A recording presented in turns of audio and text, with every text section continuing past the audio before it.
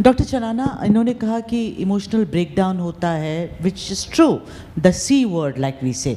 पर डॉक्टर चनाना, ये बताइए कि कुछ चीज़ें जिन्होंने, आप में से बहुतों ने कहा कि प्रिवेंटिव होना चाहिए, अर्ली डिटेक्शन होना चाहिए, कोविड के बाद केसेस बढ़ गए हैं, हमें जाना चाहिए, कुछ भी हो, लेकिन एक बात बताइए कि जेनेटिक है या नहीं, इसके बारे में लोगों में बहुत ज़्यादा कन्फ्यूजन है डॉक्टर चनाना। तो मैं आपसे ये सवाल पूछ रही हूँ क्योंकि आई नो अ फैमिली जहाँ the father, daughter, daughters, I mean there was pediatric oncology as well, little girl, you know, तो ये भी नहीं किसी को पता है। तो किसी फैमिली में अगर ये हो तो ये भी क्या प्रिवेंटिव के अंडर आ जाएगा फिर? So I think ये बहुत valid question है. So things are developing, so we have something which is called as next generation sequencing.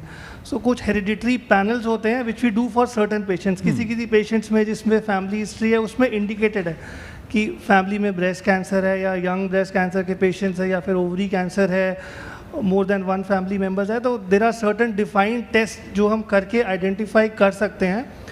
But you know it is a prerequisite कि patient should be counselled properly by a genetic counsellor. उसके implications होते हैं. Suppose something comes out to be positive, तो instead of creating panic, patient should be aware कि अगर इसमें आया तो आगे क्या चीज़ करनी है, बच्चों का टेस्टिंग करना है, सिबलिंग्स का करना है, उसमें आ गया तो क्या करना है. सो बेसिकली पेशेंट की अवेयरनेस क्रिएट करनी है. And we do have test, this is still evolving and the cost जो है वो भी कम हो गए हैं. तो ये होता है आजकल. जी.